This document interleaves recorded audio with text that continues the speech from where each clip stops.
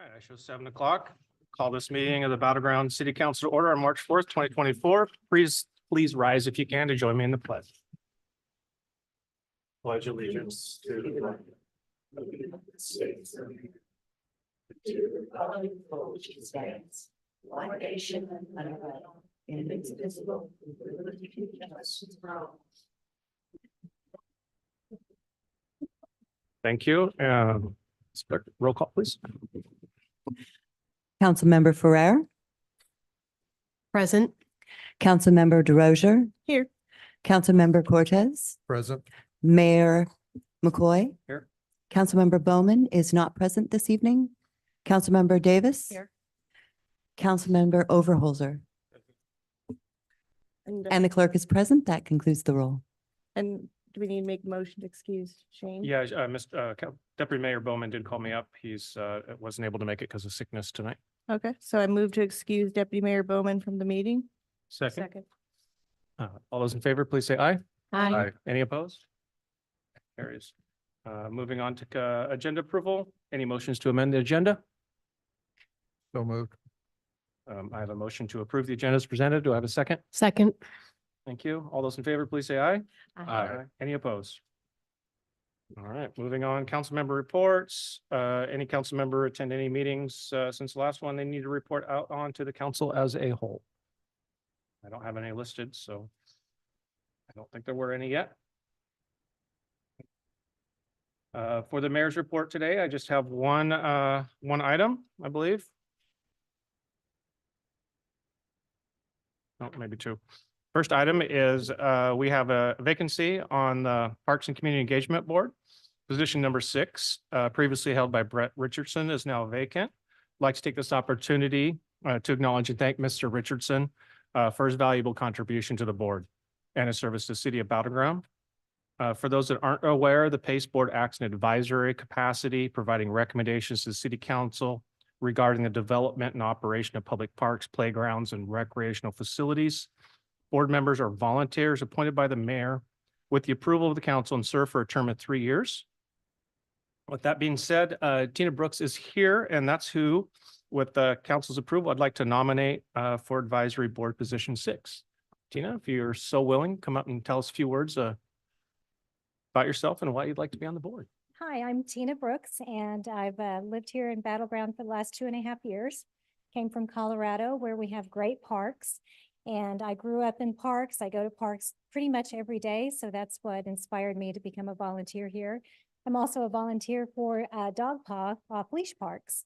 So we're a nonprofit that runs the 4 off-leash parks in Clark County. So that also inspired me to be a little bit more involved in Battleground, and so I appreciate the opportunity. Well, thank you very much. And council, if you're so willing, I'd entertain a motion for her appointment. Mayor, Tina Brooks, advisory board number 6. Second. All those in favor, please say aye. Aye. Any opposed? And look at that. Just like that. Congratulations and thank you for stepping up. It's greatly needed and we look forward to your service on the board. Well, thank you. I appreciate it. Thanks, Tina.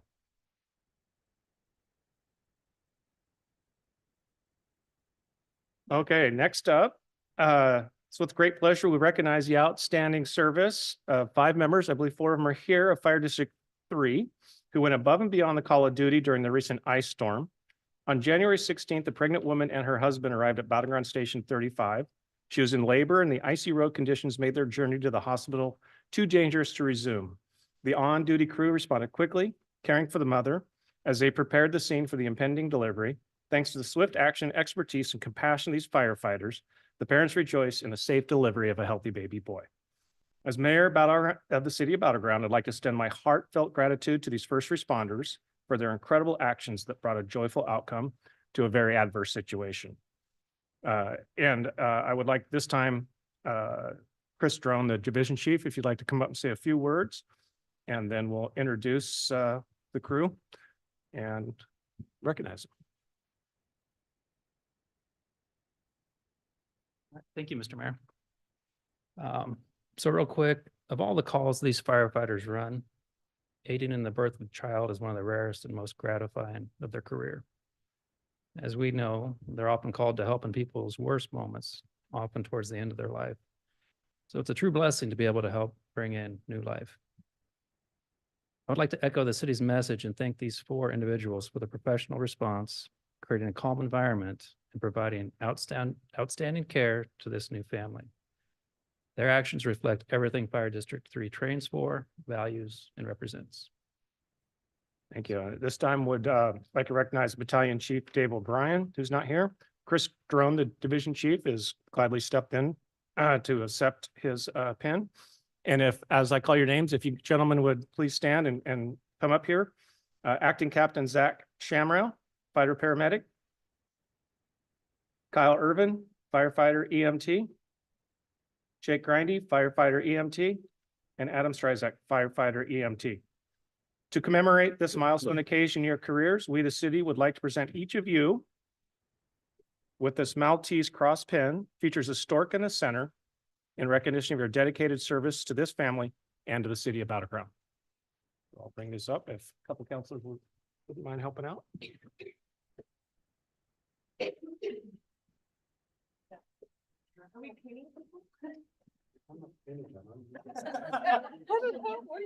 can do it. You want to do? Sure. Okay, well, you can just hand it to him. Thank you. You can just hand one to them. Go ahead, their hand outside.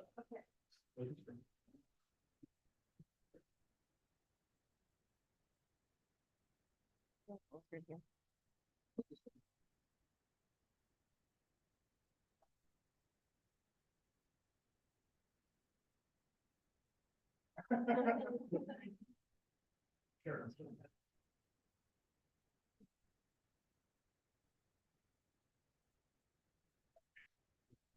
Yeah, actually, you guys perform. So thank you.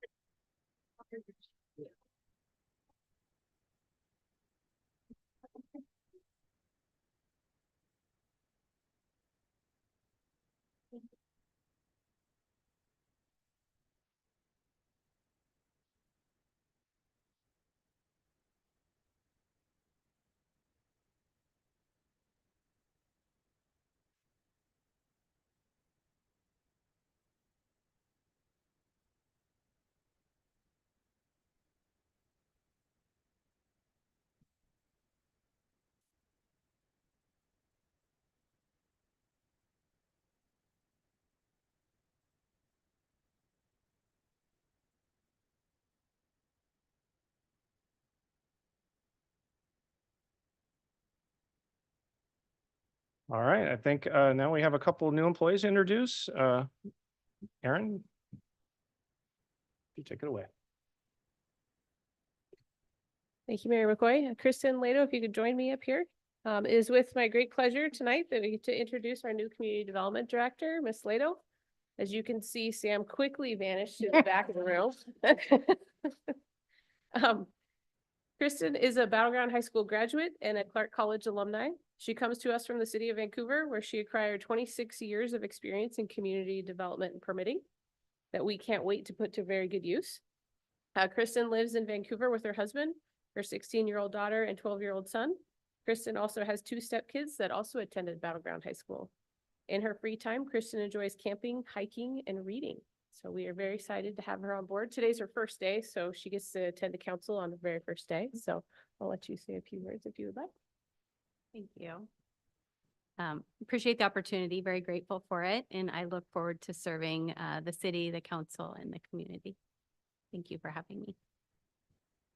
We'll try not to ask too many hard questions today. No promises, though. And then it looks like we have Deputy Manager Robert with the.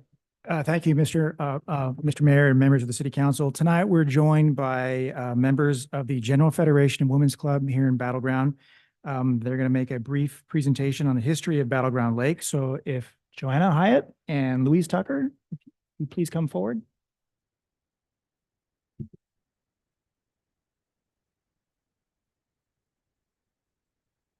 Good evening, Mayor McCoy, Council, Ms. Erdman, and staff. I'm Johanna Hyatt. I'm the current president of the General Federation of Women's Clubs Battleground Chapter. We are an international women's organization of community service and volunteerism. We typically have speakers from the community come to our meetings. We meet twice a month. We've had some wonderful speakers. A couple of years ago, the park ranger came to speak to us about Battleground Lake. And he had lots of information for us. It was a great speech. And so after he was finished, people asked him about the concession stands and the slide and the fireworks at Battleground Lake, which he had absolutely no information about. It seems that, well, he was too young for one thing, but back in the past, Battleground Lake was a flourishing resort sort of place. And so Louise Tucker had the bright idea, as she does, that we should put together a booklet about Battleground Lake and the history of the lake. So she put ads in the newspaper. She put ads on social media, requesting people who had lived here, who knew anything about the lake, who had ever visited the lake, who had photographs of the lake, anything, to contact her and offer this information. So she had a committee and they spent many, many hours putting all of this information together, editing it into a booklet, culling out information and talking to dozens of people about their fun times that they had at Battleground Lake.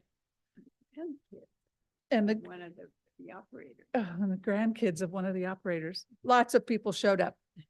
So so this booklet was put together and finished by her and Inkability, who is a great friend of ours. So last December, early in the month, she planned a book signing party at Literary Leftovers and thought a few people would come to buy this book and have her sign it. There were way over 50 people who showed up that day. People with stories, people who wanted to meet Louise, people who had not seen her in years. It was quite an affair. They had to move lots of furniture to accommodate all the people who showed up. They were rolling. They were rolling. All those shelves roll, fortunately. So 600 booklets were printed. There are about 125 left that she has. They were sold for $15 a piece.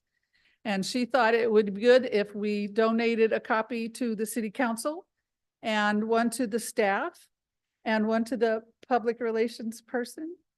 And so that's why we're here, is to donate these copies for you to look back on the activities of Battleground Lake. Really help it find that it becomes a really valuable resource for you when someone, most of the people that go to Battleground Lake go through Battleground. And so it's good for us, home folks, to be able to tell them if they ask what it was all about. And yes, I went down the slide. The stories are wonderful. It was really exciting to read some of the things that people had, their fond memories of being a child at the lake or even being adult. So how do we do this? Well, they will have their copies. She's got their copies. And so that's it. And so that's it. Well, the donation, oh, sorry, go ahead. Louise, will you sign our copy? Oh, Yes. when would you like that? You could have done that ahead of time. Yes. Well, the donation is greatly appreciated, was not expected at all. And as a owner of at least the big hardbound book, I remember seeing pictures of Battleground Lake and the ice skaters on it. The reprint of the lake part is in the book. Oh, okay. Mhm. So, and if anybody wants to see that, just let me know. I have a copy of that, but your work is very appreciated and hopefully Brad Richardson's aware of it so we can get it in the Clark County Historical. It's out of print. And so there are none of those available. You can go to any of the public libraries. Did we give one of these to the museum? Well, we can buy, I'll buy one. That's fine. We don't need any more donations. We appreciate what you've done so far. So we'll get him one and let Clark County have one as well. So, Thank you. all right. Thank you. If anybody wants to grab me, we're on it. Very I think appreciated. Elise Thank you is so gonna grab much. you in the hall for your autograph. Sorry, grab her in the hall for that. Oh, Yeah. Very cool.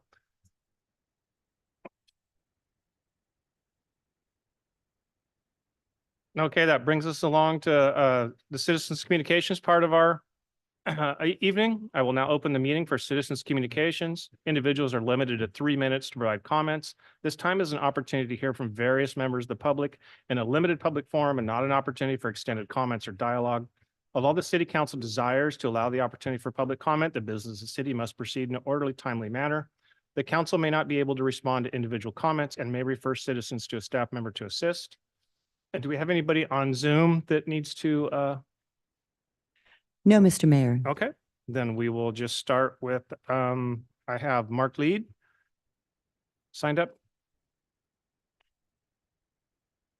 And I apologize in advance for any misspell or mispronunciations. So please, if you could tell us your name so we get it right. My name's Mark Lead, last name Leed, and I'm chair of the local Sierra Club group. And I'm going to read our statement on the FRDU. The Lewitt Group of the Sierra Club of Southwest Washington would like to express our concerns about the freight rail dependent use overlay. Our concerns consist of environmental impact, social and economic impact, and traffic safety. The FRDU overlay is currently positioned over the prime ag land between SR 503 to the east and Glenwood and Lawrence schools to the west. It is currently zoned for Ag 20, but an industrial overlay would allow for the sale of the property for freight rail dependent use. This could range anywhere from an asphalt or fertilizer plant to a methanol refinery. The only type of heavy industrial use that is off the table at this point is for oil refineries. Any of these factories being built right up to the sport fields of those schools would pose a potential threat of noise, air quality, and traffic safety concerns. The Casey Center and Summit View School could also be impacted. The FRDU poses many serious environmental threats in the heart of Clark County. The fields in the overlay are part of our natural aquifer and are surrounded by foothills that drain snowmelt into the valley. The foothills will also act as a retaining wall with the prevailing west winds, trapping fumes and poor air quality.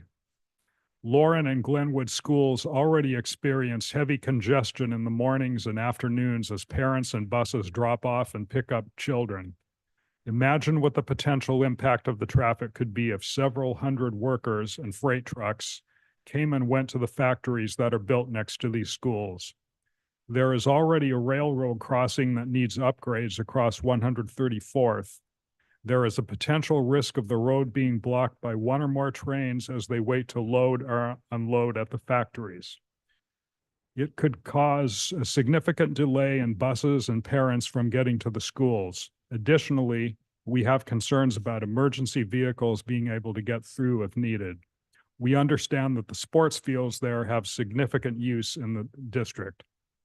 There are homeowners living in the middle of the proposed overlay along the tracks on Lauren Road. Many must cross the tracks to get to their homes. A few miles away, there is a mobile home park called Country Manor Estates, built very near the tracks, with some homes being only 20 or so feet away. Some of the residents have lived there for nearly 40 years, and the adoption of heavy industrial would send heavy and potentially hazardous materials down the tracks so near to their homes. The vibration and noise could be substantial and could greatly diminish their quality of life. Thank you. Thank you. Next up, we have Teresa Hardy.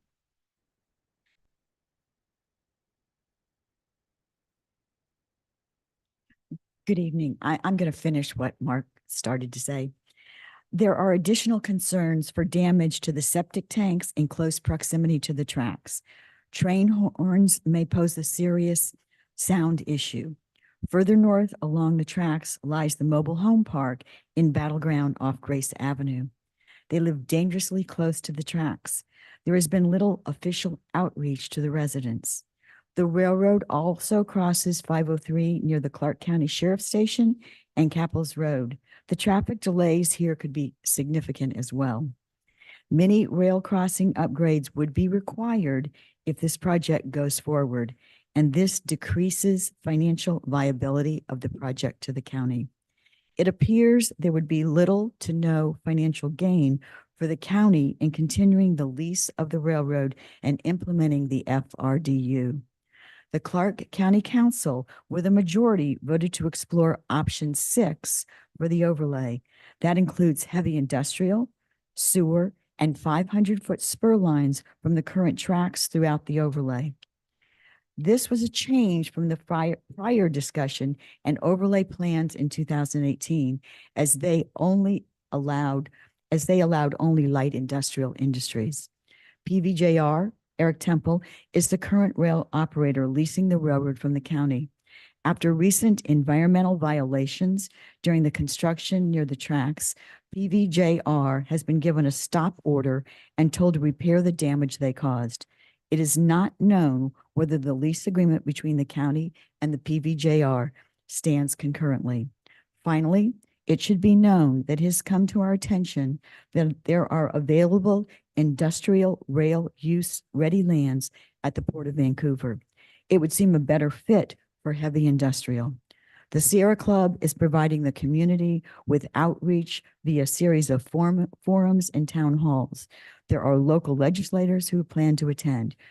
You are all welcome to attend any of our forums. Thank you, and we hope that you will learn more as you listen to the rest of the speakers. Thank you. Thank you for that. Next up, Wendy Cleveland. Nope, okay. Moving on to David Terry then.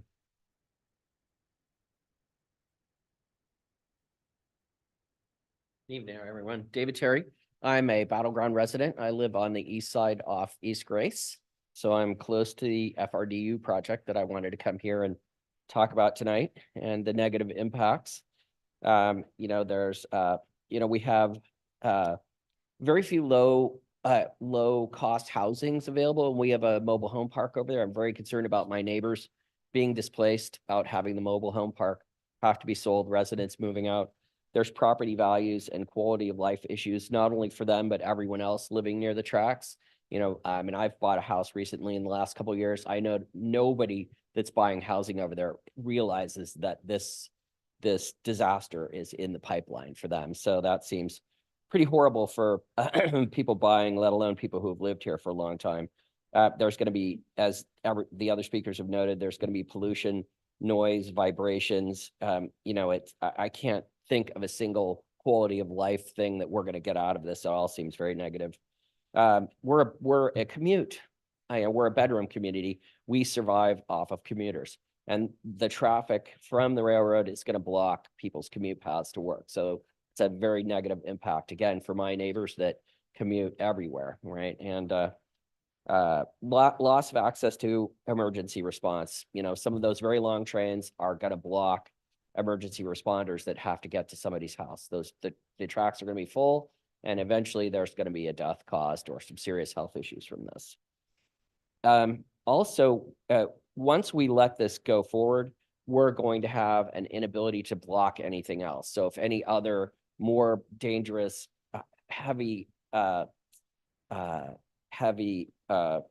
use moves up there, methane, whatever, we're not going to have the ability to block that. So, so it's terrible for the local residents. There's, in terms of environmental, there's potential impact to the aquifers. There's PCBs and some other things buried up there.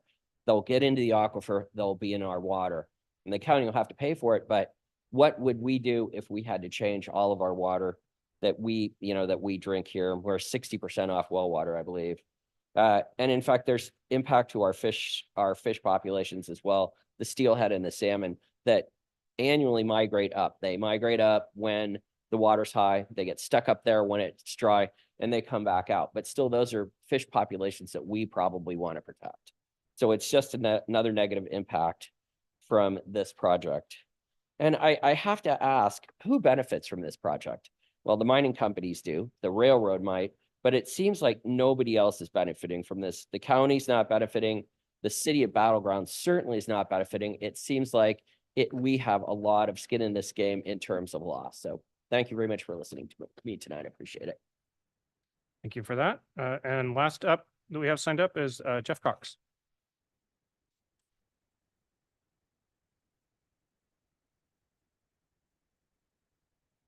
Good evening. Thank you for the opportunity to comment this evening.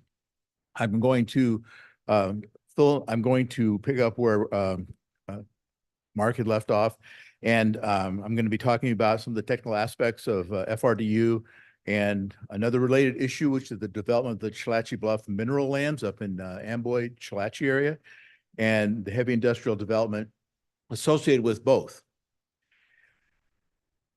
The previous people have pretty well covered all the elements of FRDU, except I would like to add that the overlay that we're talking about today is what's on tap for this year and into next year. The comprehensive plan that will come about in 2025 will address further expansion of FRDU, and then the comp plan can be amended annually, and additional FRDU properties and criteria can be developed at that time.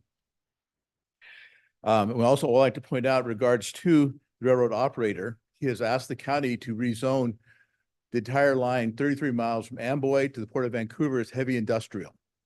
And whether that happens, we don't know, but we know the heavy industrial is the worst of any industry that is out there. We believe, and I believe, the best use of this railroad today is what we see today, approximately 800 cars a year, which the vast majority of the transport occurs down the Minnehaha area, and we see very little up this way. We're not opposed to the railroad itself. We think a better use would be the rails and trails, a tour type train bringing passengers to visit Battleground, Brush Prairie, into Vancouver, possibly, shopping, tourist type activity. It was a much better use of this railroad than heavy industrial. The other element of this is the Chalachie mineral lands. Granite Construction has proposed about a 300-acre mineral lands up there to bring out approximately 1 million ton of aggregate per year. That would be transported by rail. Another third of the 1 million ton to be transported by truck. That equates down to approximately 35 cars each day, each way, because we know they have to go back to Amboy. 260 days a year, that train would be approximately a half mile long, approximately 10,000 cars a year. This could be less due to reduced weight hopper cars should that happen. Some of the big issues with the both of these FRDUs, block crossings for traffic and EMS. I will send the council members an analysis of that tomorrow. And also the land conflicts associated with properties that are built next to the railroad that are currently being developed, and probably all aware of the Bloomquist subdivision is within right next to the right of way of the railroad, and the transporting of hazardous materials and dangerous goods. And I will leave it at that. And all we can say is that I believe Battleground plans that will lose everything and has nothing to gain from this railroad and the transport of this rock out of Amboy. Thank you. Thank you, sir. Appreciate all of you sticking closely to your timers. Well appreciated. Any other citizens' comments? Okay. And we have nobody on Zoom still. Correct. Okay. All right. Well, then that brings us to the consent agenda. At this time, if any member of the council wishes to remove an item from the consent agenda, now would be the time. Move to approve as presented. Second. Motion and has been seconded. Any discussion on the motion? Seeing none, all those in favor say aye. Aye. Any opposed? Passes unanimously. Clerk, have we had any communication on the business items? No, Mr. Mayor. Thank you. All right, next up, looks like we have Engineer Persick. Thank you, Mr. Mayor. Good evening, council. I'll be brief today. What I have before you is a franchise agreement with Zing Broadband. They're a company that offers communication, both wireless and wired within the city, or well within the city. The franchise agreement is modeled off one we have with Verizon, so it's pretty standard language. It's been reviewed by your attorney. The agreement would last 5 years and be automatically renewed for 5 years if no one has any issues with it. It's got some of the standard language about having to relocate for us. If we do a road project and they're in our way, then they have to pay for moving it to a different location. It requires insurance, which they'll provide to us, bonding, that sort of thing. So that's kind of all I have for the presentation, but be happy to answer any questions about the agreement.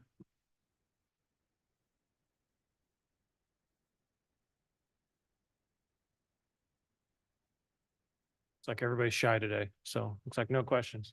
Is this something we'll just come back on consent agenda? I'm assuming based on the fact that we don't have any questions or concerns? It's an ordinance, so it will Oh. come. It doesn't have to have a public hearing, but it will come back Okay. and yeah, we can approve it. All right. If anybody has any further questions, they know they'll come back next time, so reach out to Mark. Moves us on to the comprehensive plan update. Always fun. Mr. Crummett.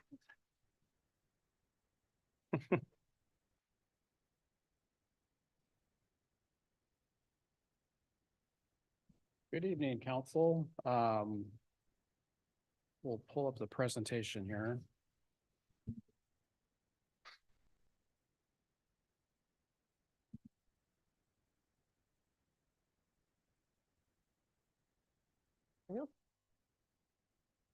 Okay, this evening, I'd like to give you an update on the countywide comprehensive plan update and how it affects the city of Battleground.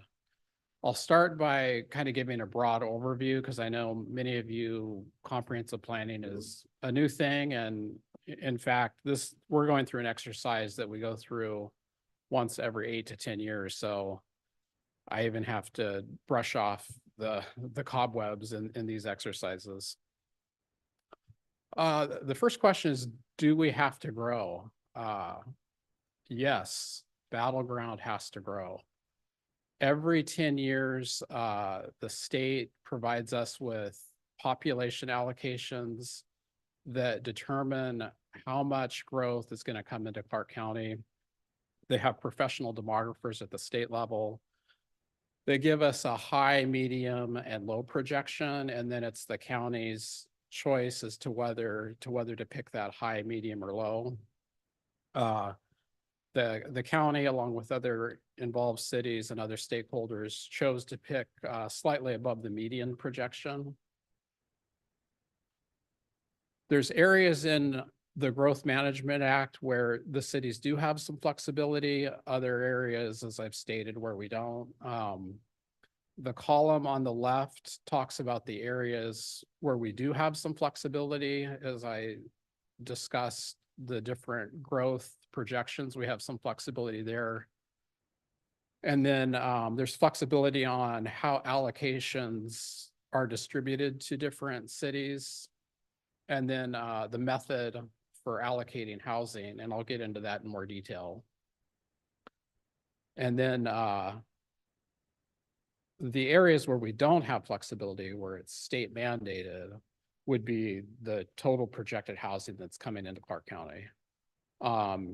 And what's also new this round in periodic review is we have to plan for housing for all income levels in our city. And this goes throughout all jurisdictions in Clark County. And we also have to plan for permanent supportive housing and emergency housing. I'll get into more of those details in a few slides. You might ask, well, what is the comprehensive plan? I could talk for 20 minutes on that, but I won't. In one sentence, the comprehensive plan estimates the 20-year plan for growth for the anticipated population and for new employment. And then, of course, if you open up our comprehensive plan, you'll see specific chapters or elements of what that means for housing, jobs, parks, our capital facilities, et cetera. You might also ask, well, how does the comprehensive plan relate to our city vision? 5 years ago, we went through an extensive public outreach process and captured, I think, really the direction our community wants to go. We developed what was called the Community Vision and Strategic Action Plan. We kind of branded that as what was called the roadmap, Battleground Roadmap. It was led by a team of interested citizens called the Navigators. And then they gave us some marching orders of what we should do in the next several years. And so the pyramid shows several items that we have already accomplished. We've completed a land use master plan study that looked at how can we find more land for jobs, and also looked at our growth capacities. We did a parks plan update. We've done a housing plan update. We're continually amending our municipal code to correlate with the city vision. And we are getting involved in some sub-area planning. For example, our Old Town Master Plan is going to be starting soon. And I say all this because all of these efforts are going to be built into the comprehensive plan. At the top of the pyramid there, it's called periodic review. And that's where we're at today. So we've been working on our comprehensive plan for the last 5 years, and all of those documents are going to be housed in our comp plan update. And that's really where the city has legal action to build these items and to implement our vision. This is a picture of our city limits in kind of the shaded gray. And then the urban growth boundary is the area in which the city can annex territory. And the urban growth boundary is where our 20-year vision for growth is going to occur.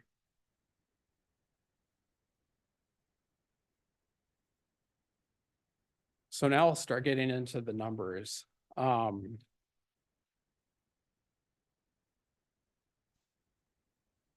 the top line, the current population estimate for Clark County is 527,000 people approximately. The county anticipates adding 190,000 people of new growth in the next 20 years. And that would put the countywide population at 718,000 in 2045. And then 5% of the growth is going to go into the rural areas in the county. And then the other 95% of the growth is going to occur in the Clark County cities.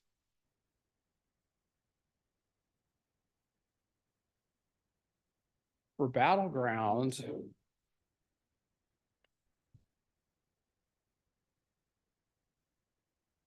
think I've missed my slide. My eyes aren't that great, but for Battleground, our existing population is 24,444 people. The allocated growth numbers that have been given to us by the county are just over 12,000 people, which would put our 2045 population at 37,000 people. You might kind of ask why or how does this relate to our existing comprehensive plan?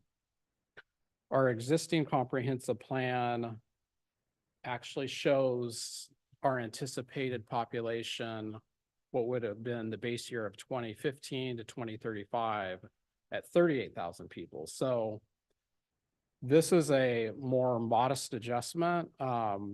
And the best exclamation I can, or the best kind of explanation I can give is Battleground hasn't been growing at the rate that we anticipated we were 10 years ago. From 2015 to today, I think we added around 7,000 people. So we just haven't been growing as much. But, you know, however you interpret that, that's just sort of where the numbers are. I think you should anticipate that the development community may see these numbers as too conservative and may encourage Battleground or other cities to rethink this or maybe reconsider these numbers. But these numbers also are closely reflect the work we did in our land use master plan update. So the policy direction that we're moving forward in, and this would be, I think, an affirmation I'd like to hear from you is, are you okay with moving forward with the growth allocated to us, that 12,000 population figure in the next 20 years? And again, we do this every 10 years, so there's always these opportunities to adjust. It's a 20-year horizon, but every 10 years, we're always making these adjustments. Another new item that we'll have to consider is planning for different income brackets within our city. This starts with the very low income to the above average incomes. One thing the city will have to do is plan for things like emergency housing or shelters, and also affordable housing, specifically rental assistance, where people cannot afford a home and need some kind of supportive help, whether that's someone at a facility or the state or federal government helping to supplement income. And then there's two methods for how we've been given to look at this. And I know there's a lot of numbers up there, but I'll just try to break it down into method A. First of all, Battleground is kind of on the top part where that arrow is. And then on the bottom, you'll see certain percentages, the very bottom line. Every jurisdiction is going to take a certain percentage of these income brackets. And method A basically says, okay, take the countywide income brackets, and each city or county moving forward needs to provide their percentage, and it really focuses on all new growth. The second method, which is method B, is more customizable. This method accounts for existing housing types and focuses on the end goal. Method B works better for Battleground as well as for other jurisdictions because it takes into account the variety of housing types already in our community. So I think Battleground's in much better shape maybe than other cities that are more single-family home dominated, because it shows we've been planning for different income segments in our society. So I would recommend method B. That's the method we have been moving forward with. But it is one of those areas in GMA where we do have that flexibility of how to plan for housing collectively. Moving on to employment allocations, these are straightforward. I just have one slide on employment allocations. Actually, I've got a couple, but these are just the only slide on the figures.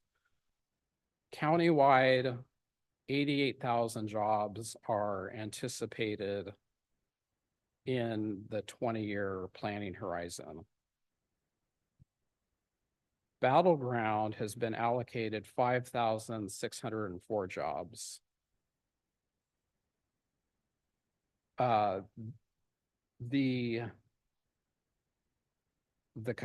We are going to be making an argument that we want more than that.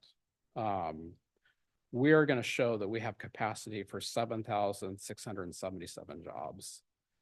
And we're going to do that through an urban growth boundary expansion. The area where the city intends to expand is out towards Dollars Corner. I found that interesting slide in the historic museum. No, we're not interested in taxes. Our purpose is to keep jobs local and to retain land to recruit new industry. And so I've circled some areas that we're proposing to amend on our urban growth boundary. The first and biggest is the expansion out towards Dollars Corner, north of State Route 502. This would all be dedicated toward jobs development. The future zoning would be west side employment. And then we do have some commercial areas which would go around Dollars Corner. And then also part of this proposal would be to take out certain areas of the Meadowglade urban growth boundary. This would help us justify an expansion, is to do somewhat of a swap. And then there's some other sections where we do show some expansion on the northern part of our city. I've heard some from property owners that might want to be brought in, and there'll be a process where they can petition to be brought in. And then the final item I just wanted to address is public participation. Public participation is a requirement.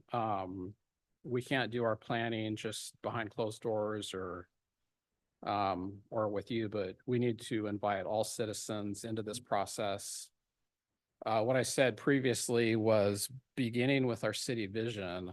That's when our public participation process started. And I think we can document the last 5 years of all sorts of planning exercises where we've invited citizens. And in this effort, I think we're going to really just kind of do a check-in with our citizens of, are we heading in the right direction? So we want to get the word out to a broad section in our community. We want all citizens to weigh in and even try to hear from people that would otherwise not comment or not even know what this process is, and to ask their opinion. Of course, we'll reach out to our stakeholders. And that includes all the various agencies in the county, our city partners, Clark County, business community, et cetera. We'll have a dedicated webpage for this effort. We'll have open houses as needed.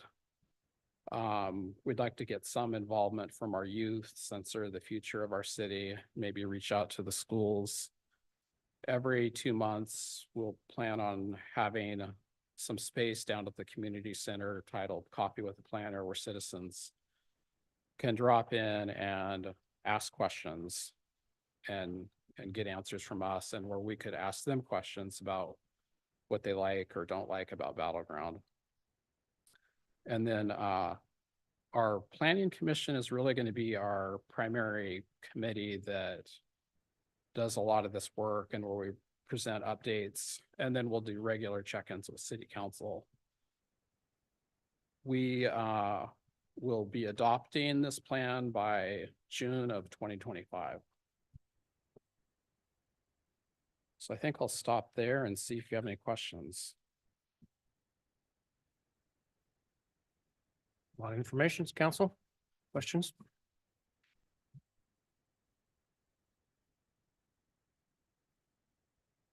Well, since everybody's still being shy, I'll start us off then. I noticed on the job projection, the employment numbers, I agree with your assessment. It seemed like we were taking a much lower percentage of jobs comparative to citizenry than the other cities. If you look, I mean, that projection had us the same population as Camas at the end of this, but yet we're quite a bit lower in unemployment. I'm sorry, what? Well, by the end of this, we would all have this, we'd have the same number, we would have the same census as Camas. So I'm just using them as an example. You also look at Ridgefield, who's smaller than us, and they have a larger employment allocation. And so I would be in favor of increasing our employment allocation. A bedroom community is, great, but I believe the idea of going west and getting the employment center out there and bringing some jobs closer and making commutes smaller for people would be a benefit to the city. So I like your recommendations. Councilmember DeRochers?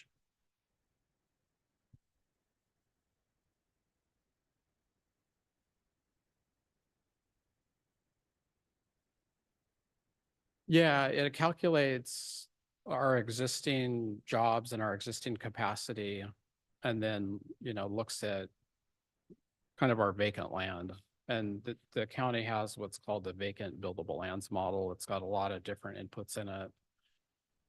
And then we rely on our economic security department to give us those jobs numbers as well.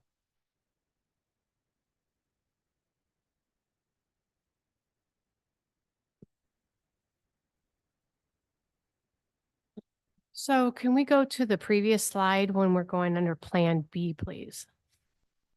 Method B. Okay. So I'm taking a look at these numbers. Battlegrounds totals 6,979, and then it gives us the breakdown.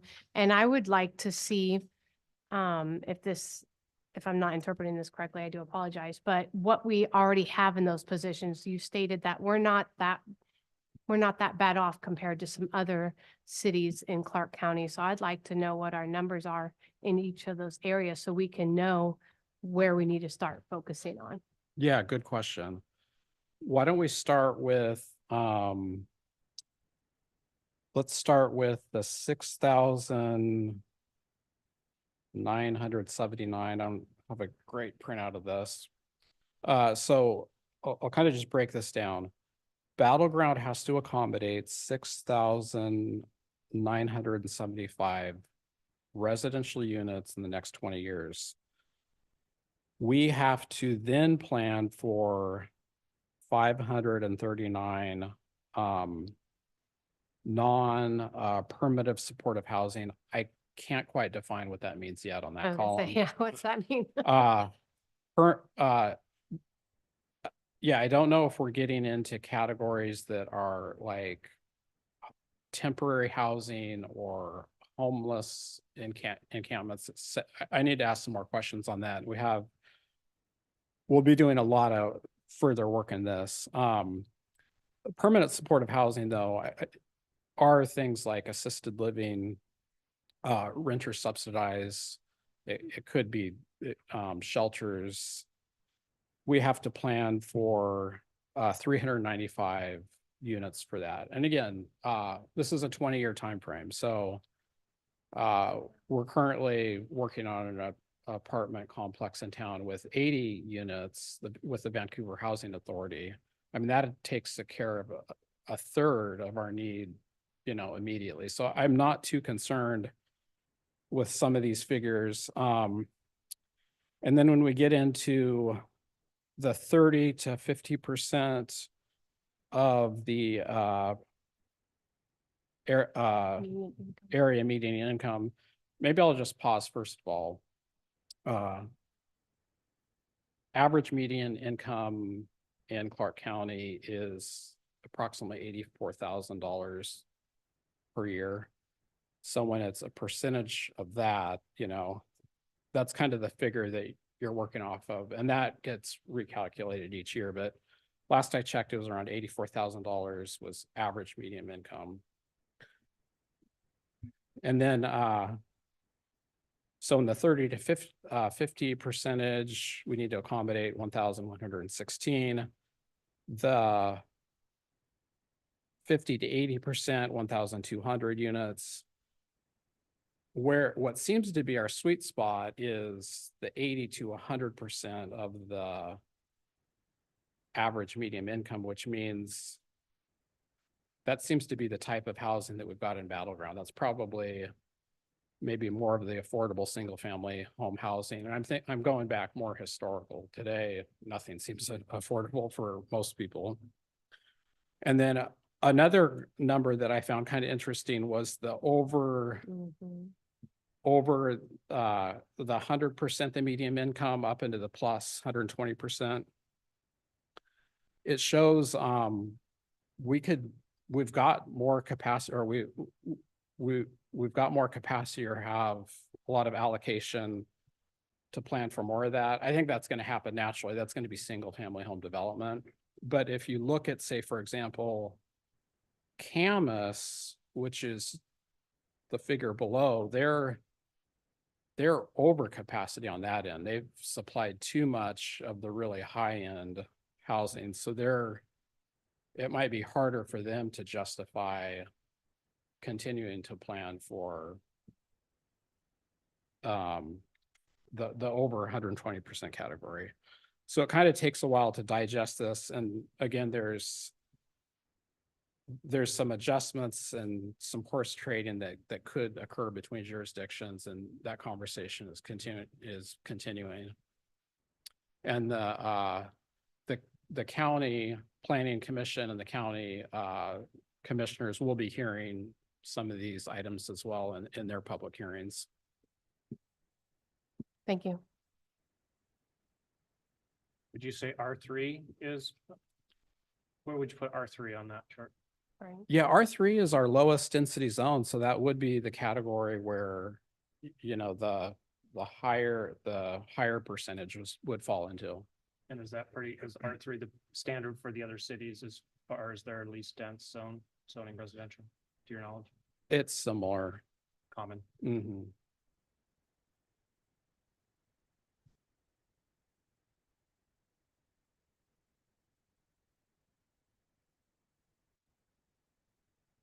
And I or Kristen will be coming back periodically as we move through our comprehensive plan update, as we get into more of this, more to come.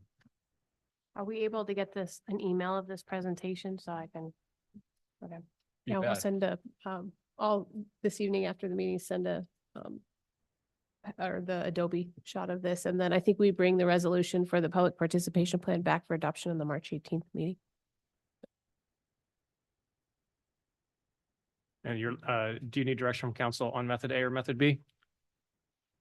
No, it seems like the consensus is method B, unless 4 of you raise your hand and say, hold up, let's rethink this.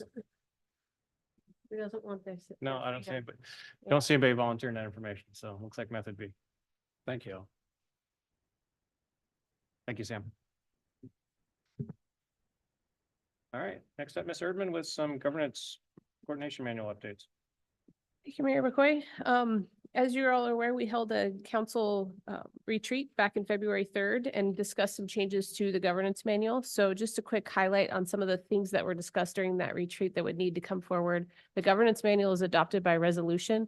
There are a few items in here that would also require some code changes. As for example, if we were to update our meeting days of the week or times, those are codified. So we would be bringing back code changes to accompany the resolution for the adoption of the governance manual. But to highlight the changes that were discussed, we're moving regular council meetings from the 1st and 3rd Mondays of every month to the 1st and 3rd Tuesdays of every month. There was discussion about splitting up the meetings to, instead of having study sessions and meetings in the same evening, continuing with the 1st and 3rd for the regular meeting, and then having study sessions on the 2nd and 4th Tuesdays as needed. There was talk about adjusting the start time of both the study sessions and the regular meetings from 7 p.m. to a 5:30 p.m. start time. I know the discussion kind of was all over the board on that one. So 5:30 and 6 were both mentioned. So I know that's still kind of up for discussion. Not holding regularly scheduled meetings on the first meeting in July and the second meeting in December unless needed for city business. During the citizens communication portion of the city council meeting, enforcing the 3-minute per person speaking rule, which is also currently already written in our governance manual, but adding that we would limit that communication to 30 minutes total unless the rules are suspended or the mayor allows for more time. Eliminating term limits for the mayor and the deputy mayor with re-election to occur every 2 years. Setting assigned seating for council members at the dais based on seniority. So I know in the past that's been up to the mayor. So this would just kind of set the seating based on seniority. And then virtual attendance would not be allowed for executive sessions other than for legal counsel. So the changes are in your packet, reflect what has been highlighted here, and it will turn it over to council for further discussion, and then we'll bring back a resolution once we have consensus. Councilmember Fer. Thank you. So I appreciate changing our meetings to Tuesday and to an earlier time other than 7. I'm sure there's people that have children and grandchildren. They'd like to get their kids off to bed. I'm wondering if it might be better for us to do the 6 o'clock to be respectful to our commuters.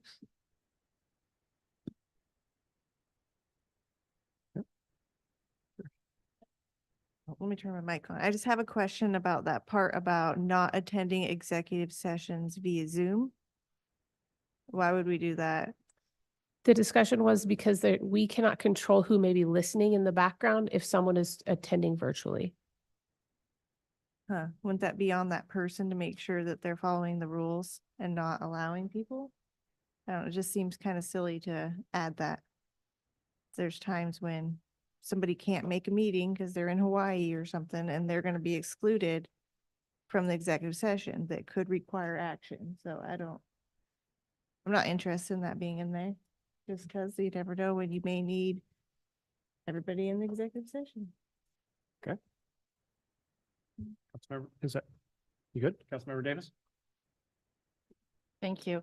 I want to echo that I don't have a problem with moving it to Tuesdays. I hesitate on the 5:30. I think that is too early for most people to get here. And I would prefer 6 and even 6:30. I think that it's important that we make ourselves available to commuters. And I like that the study sessions would be on a different day. My only other concern, and it's not a huge one, but the seating assignment, I almost feel that doesn't need to be put in there. I think that's almost a mayoral decision that should be left up for whoever is mayor, instead of putting it on them that they have to do it that way. And it's not an important thing. I just think it's kind of, sorry. Right. So anyway, that was just my couple of things. I don't, I'm interested about the July meeting and the December, why we wouldn't have those. I was not at the retreat, so I am just curious about those too. But my big thing is really the meeting time is I would be opposed to the 5:30. So thank you. Overall, sir. Okay, I'm a big fan of having the meetings moved to Tuesdays, just for the simple fact that a lot of times we end up on a holiday on a Monday anyways, and we end up with a meeting on Tuesday. So that just makes sense. Study sessions being on the alternate Tuesdays as needed would be great to shorten the time that council and staff is here every Tuesday or Monday. I'm okay with moving the time to 5:30, but I also understand the 6 o'clock or 6:30 window for people trying to make it here, citizens, and maybe not having as big of a gap for staff waiting around. I think that was one of the ideas of moving it up to 5:30, is so staff is able to get home and actually have a life after a meeting. But I also understand that we want to be able to be available for our citizens. So I'm pretty flexible on all of that, but the rest of it, I'm kind of open to debate on. Nothing set in stone, except I really am a fan of moving those meetings to Tuesdays and moving the study sessions to the 2nd and 4th. That's all I have. Thank you. And one thing for the council to consider, if we moved it too much earlier and kept it on Tuesdays, we would be hard pressed to have any voice on the RTC committee, since it meets from 4 to about 6 on Tuesdays. So I'm currently on that. So that meeting usually gets over at 6, but it is down at the county. So 6:30 might be the earliest if we kept it on Tuesdays, unless you went to a Wednesday or whatever. I don't mean to confuse the situation, but I just want everybody to be aware. Councilmember Cortez can probably speak more to RTC as far as, is that a big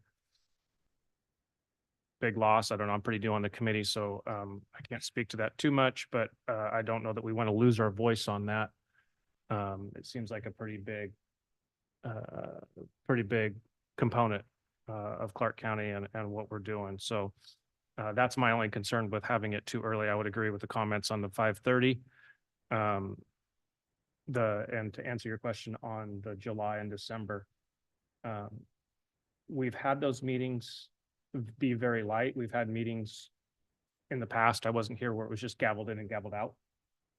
I know some people think, and we got some comments that, well, you guys should take a pay cut if you're not having a meeting, but I see us, we're making decisions. We're not paid by the hour. We're not here to be here by the meeting. So if there is no action to be taken to gavel in a meeting just to gavel it out, seems wasteful to me. So that is why I brought that up. It's also something to consider from a staff livability point. They're already preparing for the next meeting. So it's really tough, and you see it more and more in government burnout. There's no time to take that vacation because you're always getting ready for the next one. Have done this on previous boards that had monthly meetings. If you have a need, you have the meeting. You still do the city's business, but to just gavel in and gavel out a meeting, to me, doesn't make a lot of sense. So that was the rationale. But I would never be supportive of not having a meeting if we had something to do. Councilmember Ferrer. RTC, that's on the second Tuesday of the month, correct? It's tomorrow. So It's it's first Tuesday. Oh, it is the first. Oh, okay. Yeah, because I remember in the executive, that was my concern. Is that going to be affecting somebody? Yeah. It would. I mean, we could look at a Wednesday, but then we have planning commission. They could move to Tuesday, maybe. I mean, I don't want to get too much in the weeds on this. I think there's general consensus on moving it from a Monday. There's general consensus on having study sessions and July and December. I'm fine tabling the rest or whatever we want to do. So what's council's direction on that? Do we want to take individual votes, or do we want to just bring this back with more thoughts on maybe seeing if planning commission as Wednesday work? Would we want to give up our spot in RTC, or what do you want to do there?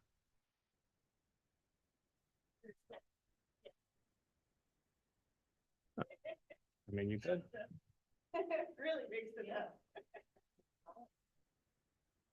All of it's open. So I'm really not sure where, I'm not hearing a lot of consensus other than Tuesday. Councilmember Olson. It sounds like we're lining up on a couple things and we're definitely off on some of the others. So I would say we bring it back to staff and let them kind of rework a little bit of this to look at those first and third Tuesdays, look at the second and fourth for study sessions, look at what time would be feasible to move it up to. Maybe drop the assigned seating. I'm still on the fence of dropping the term limits for the mayor as well, but I know that we had this discussion in the retreat, but we also had a council member not there. So and I also understand the virtual attendance for executive sessions not being allowed just because of prying eyes and ears on an executive session, where coming from sitting on the peanut gallery just a year ago and really wanting to know what happened in executive sessions that I wasn't privy to. Even now that I'm on the council, still not being privy to the executive session that happened prior. That is a sacred thing. And so I understand that. So I would say we take it back to staff. We don't really make any rash decisions at the moment. Just to comment a little bit too, we did look at some other meeting conflicts. Tuesday was the easiest day as far as not having as many conflicts because, like Mayor McCoy stated, we have planning commission, we have PACE board and so forth, LTAC, that meet on other meetings of the days of the week as well as other committees. So Tuesday kind of made the most sense as far as conflicts. I know RTC is the big concern. I mean, I don't know if we want to, look at continuing, if the 6:30 start time would work to help alleviate that conflict with RTC, if that's too tight of a window or what that would look like. So. Well, and the other thing we could do is Tuesday, 6:30 and do study sessions at 6 or something along those lines. Yeah. The issue with taking this back to staff would be, they can't pull us and. The governance manual is your guys's Right, manual. but it has so. to be kind of decided. I mean, we can bring this back to a study session if we want and have a more informal discussion. Maybe that's what we do, just bring it back to a study session, have an informal discussion. Mhm, And just go piece by piece. So, mhm, yeah. mhm. Yeah. We don't currently have a study session scheduled for the 18th meeting. We could add this to have that discussion then, if that Perfect. works for council. So, okay. I agree. All right. Sounds great. All right, Mr. Ferris, it's like you're up for annual goals and objectives. Thank you, Mr. Mayor, members of the City Council. As you mentioned, this item before you now concerns the city's proposed annual goals and objectives. First question is, why should the City Council even have goals and objectives? What's the purpose behind this? Well, first and foremost, staff believes that having goals and objectives, put pen to paper, write them down. It can help the City Council and staff to be on the same sheet of music, so to speak. To continue to work together collaboratively, driving policies, programs, projects forward toward completion. We believe that they also provide staff with a better understanding of the City Council policy directives, how those directives fit together. They provide a means for greater individual accountability, not to mention our collective accountability, council members to your constituents, staff to the City Council through the city manager. All this hopefully enhances the public's trust in us and better enables us to fulfill the organization's responsibility long-term to prioritize the use of limited resources as effectively and efficiently as we can. Now, as council members know, and as Aaron mentioned, last month staff shared a set of draft goals with the City Council during its publicly noticed retreat that occurred here at City Hall. Those draft goals that were shared in no particular order are to continue to promote public safety and livability in the community, to cultivate opportunities for private economic development, private investment, to ensure the organization's long-term fiscal stability, to improve and maintain its public infrastructure systems, to grow our public engagement, outreach, and education program, and to encourage employee development and excellence within the organization. At the conclusion of that retreat, the City Council seemed to indicate a broad acceptance of the goals as were proposed by the staff. But you did ask staff to develop a complementary set of objectives that could help the city reach those goals. Those proposed objectives were attached to the staff report. I won't go through each one of them unless you ask me to, but they were attached as attachment 1 on the staff report. All that said, staff recommends the City Council adopt the goals and objectives as presented. We would also recommend and ask that the City Council adopt goals and objectives going forward on an annual basis, and that staff include a new goals and objectives relevance section in the body of each staff report going forward, the purpose of which would be to explain why an item is being brought forward for your consideration. We believe these changes offer good management tools. They offer the City Council and the public some valuable perspective and context that can help explain the how and why a matter is worthy of your consideration. That concludes our presentation. We're available to answer any questions you may have. Thank you.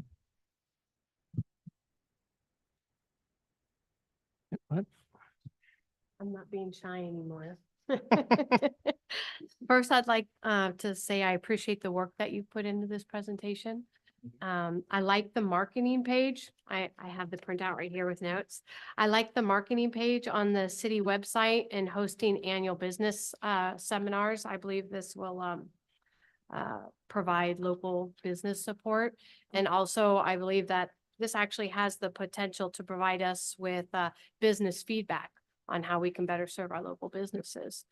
Now, under the improve and maintain infrastructure systems, objectives B, it says maintain public streets, sidewalks, curbs and ramps. I don't know if this is needed, but I was thinking street lamps as well. I know went out there canvassing. We had a lot of citizens out there complaining about a lot of the street lamps being hit and busted up.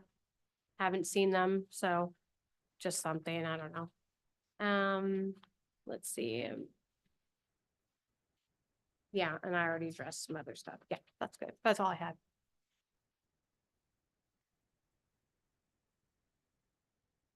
Would it be appropriate to put in this, the city council meet annually first Saturday in February to update and amend any goals for the future year? Would this be the document for that? Yeah, well, I think having the retreat that you did have was kind of a good informal kind of gathering to kind of hammer out some of these things, hash them out a little bit. I think from a staff perspective, I think we'd be supportive of having that once a year where we could kind of bring this to you, a draft proposed, and then you can kind of give us kind of a indication of thumbs up, thumbs down before we bring it to you in a formal setting like this. I think that gives us some good opportunity to just, like I said, hash things out before we're in a formal setting like a city council meeting. And remind me, did we do that in the last Saturday in January or the first Saturday in February of this year? It was the first Saturday in February. So let's do it Oh, yeah, last, perfect.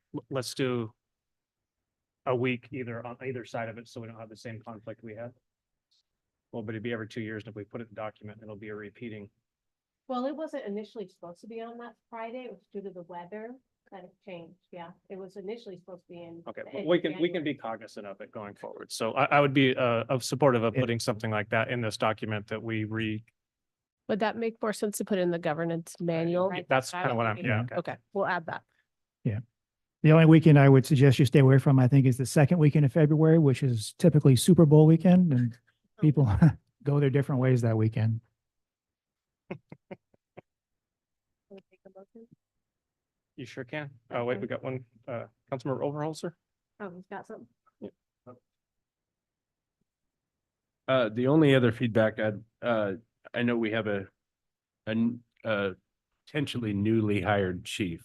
And to get his input on this when he comes on to staff prior to us putting this in stone. Otherwise, I guess we could wait a whole year to let him come up with some input for the objectives for next year. But that's the only thing I can think of that would hinder me from saying we should go ahead and approve it in Yeah. its entirety. I would say I'm very grateful to Chief McCabe. He kind of stepped in as a pinch hitter and gave us some fantastic ideas here that you see reflected on the promote public safety and livability section. Not to put words in your mouth, Chief, but I think they're kind of best practices, I think, for modern law enforcement agencies. And I think we would ask that you adopt it as it's prepared now, and if going forward, once Chief Flynn is on board, if he has some changes he'd like to make, we would present that to you at that time.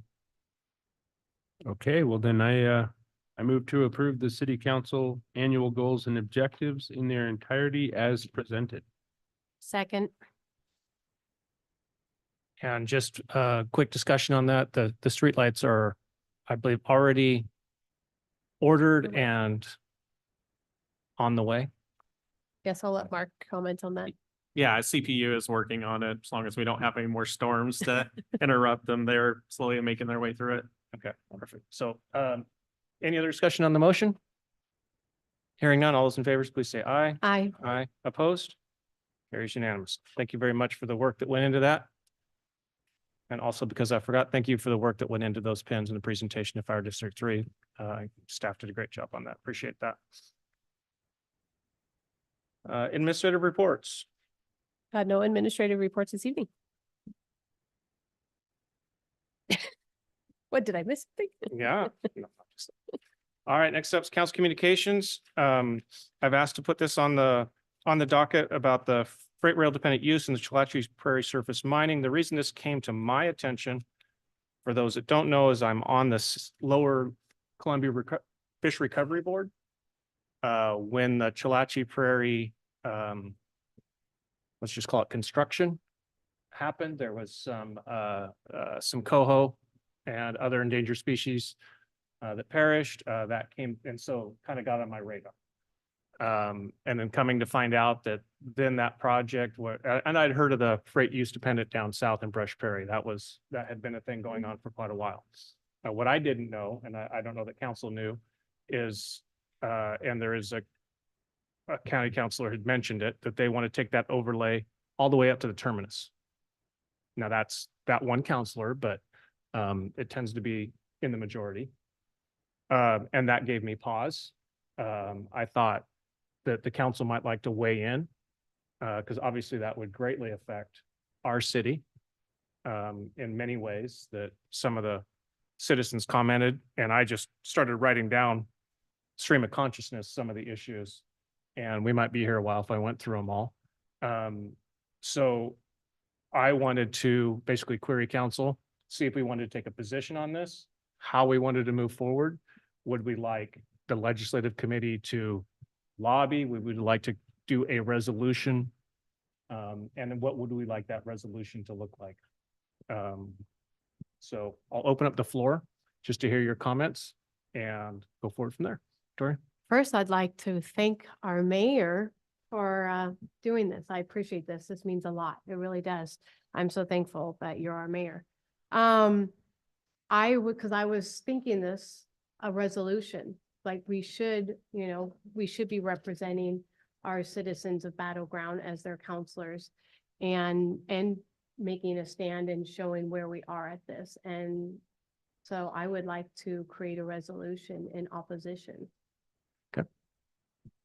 And and we can get farther into the, and maybe it might be a work session or something along those lines. Of if we want to oppose any freight type of overlay or just the stuff north of us. So Councilmember DeRochers, sorry. I'm interested in doing anything we can to prevent it from coming into Battleground. So whatever I need to do, let me know. Okay. All right, thank you. Anybody else? Councilmember Overholser? All right. So as far as freight and rail, I also understand that there's a balance there where some jobs may be dependent on rail. They are not currently right now. I am opposed to large industrial because I know what that brings in, but also, I heard earlier today, like maybe a scenic railway where it's a tour of the beauty of Salachi Prairie and Battleground and Brush Prairie. So I don't want to poo-poo the rail yard altogether, or the railway. I just think we need to tread very carefully on how that is utilized to not negatively impact the city, but maybe even use it to our advantage in some way or another. So that's all I have. Councilmember Davis? Thank you. I just want to agree and state that I am against this. I am concerned that I don't see many pros to the city of what it would bring. But I do see issues of cons. And so I want to have my voice being said as I too would not like to see this happen. And I would agree with you, Councilmember Overholser. I don't think my intent was never to take away the opportunity for like dinner cars or trails to rails, which originally years ago, I believe that was original intent. That rail was going to be rails to trail. I mean, you could go up to Battleground Lake, close, pretty close, but Close. you could have fairway grounds if we could ever find a sports park to move the baseball fields to. I mean, the possibilities are quite endless there. I mean, my concern is if you start looking at rail, you're talking usually 95% or 90% of it's commodities. So you're putting rail right through our town. We're already bisected by 2 state highways. We're going to throw in a rail and I think one of the speakers, I think it was Mr. Cox, has done the math, 35 rail cars just for the surface mining, but there's obviously intent to expand that. That's the push. I know that's not all of the council members. I know that's just the majority, but the majority wins. So that's what Battleground's faced with. I don't think a lot of people in this city realize the disruption to life that would be just from the horns. I mean, every crossing, they have to sound those horns. And they're only going 10 miles an hour. So those crossings are going to be occupied for a while. I don't know if any of you have, any council member from the county has reached out to anybody here to see what your thoughts are on it. But to me, it's just a slap in the face that the county would say, oh, this is great for everybody. And, oh, by the way, Battle Ground, it's coming through. It's no tax base for you. It's just noise, pollution, danger. I mean, you name it. So, my thought is to come back with a resolution, just a rough draft, let council wordsmith it, because I'm not going to be, I'm not going to be your wordsmith. I can definitely put some thoughts on paper and give us a starting point. But I appreciate the support that I'm hearing. I would agree with the council. I would push back on some of the thoughts that the county has. I did talk to a Clark County Council mayor who's trying to bring in heavy industry. And currently the utility says, well, we'll give you 10 megawatts this year. If you go over, you're on the spot market for every megawatt. And if you understand the spot market, that's really expensive. And the next year we'll give you 10 more megawatts. And the year after that, we'll give you 10 more megawatts. So I believe that heavy industry is a pipe dream under those constraints. I don't think they understand the complexity therein. So originally this was just going to be light industry. Now it's gone to heavy, and now it's going all the way up to Amboy. So I think the time is for Battle Ground to put our chips in and see what we can do. So that's all I had on it, and we'll try to bring it back, and we can see what change we can make, if any. Obviously, we don't have a lot of decision or making power in it, but I can be loud.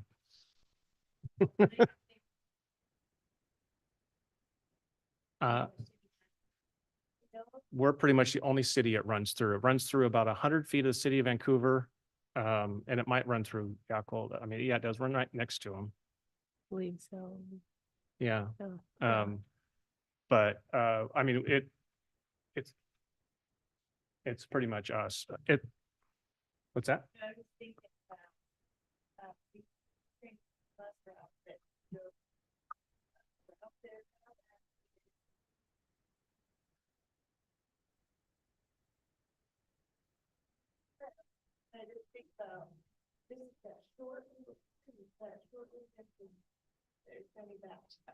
It'd be completely. Yeah. There might be a few more babies delivered in fire stations. Yeah, I mean, we would have some, and there's also, there's also been some businesses, this is supposed to be for jobs, but we've had some businesses have issue with traffic and want to be closer to the freeway. So if you add 20 minutes to their commute waiting for a train, we have companies that are looking to bring headquarters here with 200, 300 jobs. They have no use for the train from a business perspective. So this would hurt us not in so many ways. I mean, we could potentially lose the ability to bring that job creator. Mm-hmm.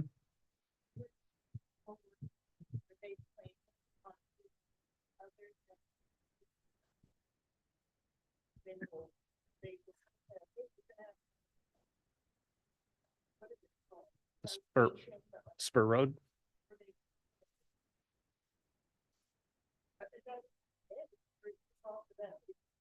Well, no, my understanding is the railroad would be there for whoever to use it and took up to once it was upgraded to handle traffic. So anybody, once it's there, anybody could potentially use it. Additionally, once you put out that spur road, then that adjacent property can then be zoned as they wish. And again, as the speaker said this today, the port does have heavy industry zoning available, land ready to go.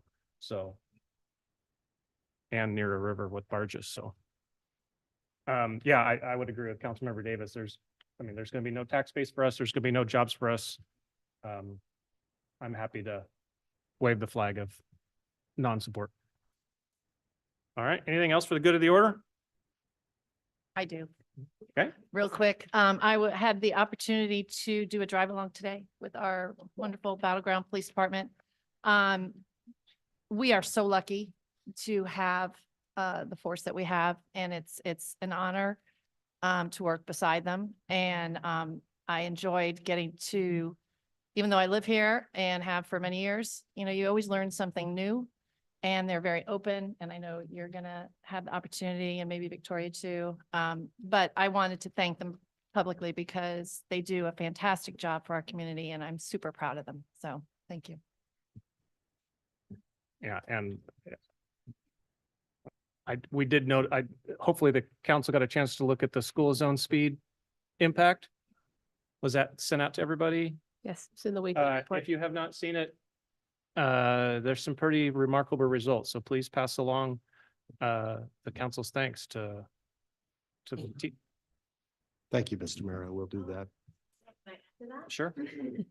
So I reached out to some crossing guards. I even spoke to a woman who at the school district who does all the transportation and manages the crossing guards. And they were very impressed with the policing that you did. They saw a major difference, because that was what I wanted to see is have you seen a difference? And they actually have. When you guys are present, they love it when you guys are out there. They're so thankful. So. Thank you. I appreciate that very much. Yeah, I honestly didn't expect the numbers to be that good, so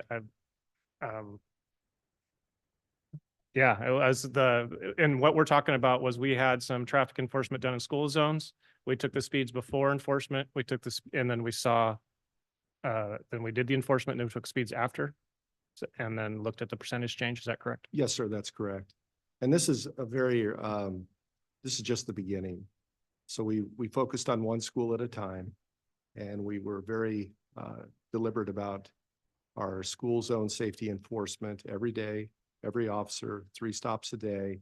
If you're not on a call or you're not doing something else, we want you out, visible, providing that traffic enforcement, both in school zones and out of school zones. It was part of a goal we set, the city manager, myself, many of you. We had conversations about what we wanted to see. We set those goals. We made it very clear what our expectations were, and I'm very pleased that they did rise to the occasion. So what does that tell us? Well, it tells us if you are in your school zones enforcing the law, enforcing those speeds, you are making that area safer. And so we need to keep doing it. And so we're excited about the numbers, but what we have to do is keep going. We can't get lax, because I think that is what the community expects. And I have told the police officers that work for the Battleground Police Department that I'm very proud of them, but I also understand that's January and February. We still have a long time to go before we can consider this to be a real success. But I've also encouraged them that, I truly believe that hardworking Battleground citizens want to see their police. They don't want us hiding. They don't want us in the precinct. They want us visible. They want us to engage with them. They want us to be in the storefronts and the schools and on the roads and talk to the business owners. And we've spent a lot of time over the last month trying to explain the why. Why is this important? Why is this valuable to a community? What will this do for the community? And what will it do for the department? And I think it's all positive. If the citizens see us working hard and doing the things that we're supposed to be doing in a professional manner, they will respond positively to that. What it also does is it signals to all the criminals that we're not a city that's going to tolerate that. That we care very much for the safety of the community. You don't have to be heavy-handed. You just have to be present, professional, and diligent about enforcing the rules. And that's what we've tried to do. And I think we've started the conversation. It'll be up to Chief Flynn to keep it going. I'm confident that he will. He's got great leadership up here and great leadership at this table to kind of point the way. But yes, thank you very much for your comments. I think that it's good for them to hear that we're pleased.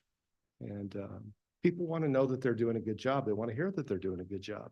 So anytime that we can reward that with comments and praise is always a good thing. I mean, let's face it, being a police officer is a tough job. It really is. And the men and women that work for you, you should be very proud of them. They work very hard, as well as the fire department and all the other city employees. You have a great place, a great place to be. I've been very honored to be a part of it. I wish I could stay longer. Unfortunately, it's very short-lived for me, but I've learned a lot from the city that I can take back to the county and share with them. One of which is, let's get in our school zones, because we have county schools that could probably benefit from the same attention. So I've probably taken up more time than you asked. But this may be my last meeting, so it was my last opportunity to kind of talk about the people at the table and the people that are working down the street, and also take a moment to thank you.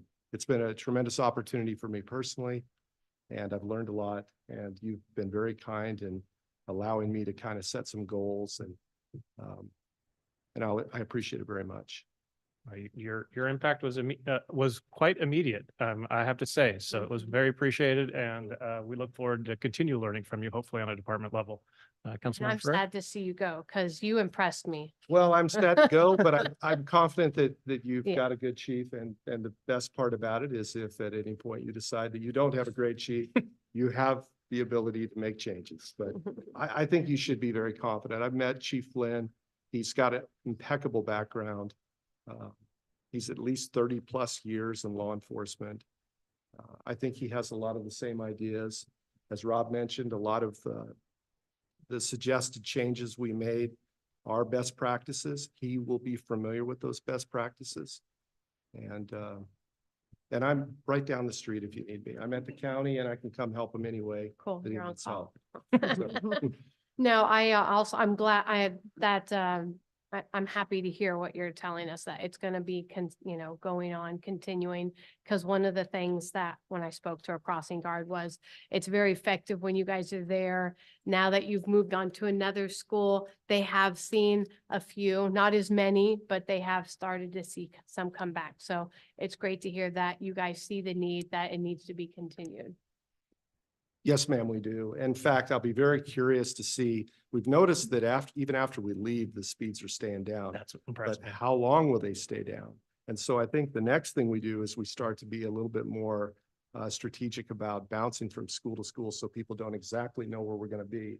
Because if we're too predictable, then, trust but verify, as they say, we should go back, and we will.